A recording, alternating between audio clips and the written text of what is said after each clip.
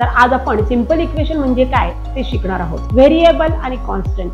Variable means what? A पासून Z पर्यंत जे अल्फाबेट आपण त्या इक्वेशन मध्ये वापरणार त्यांना आपण व्हेरिएबल म्हणतो आणि त्याबरोबर जो नंबर असतो त्याला आपण कॉन्स्टंट म्हणतो.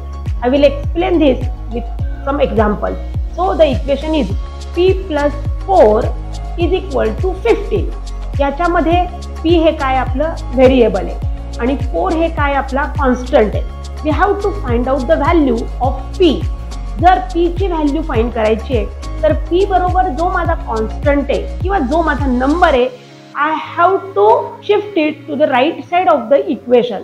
ज्या वेळेला शिफ्टिंग होतं left to right we have to change the sign of the number. So it is a +4. I have to subtract 4 from both the sides of the equation. So the next step will be p + 4 - 4 = 15. Right?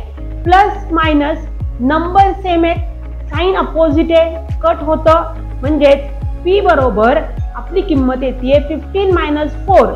ज्या ठिकाणी 15 च्या अगोदर sign नाहीये it is a plus minus opposite sign subtraction will be there.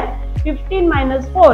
So the answer for the variable p will be 11. p is equal to 11.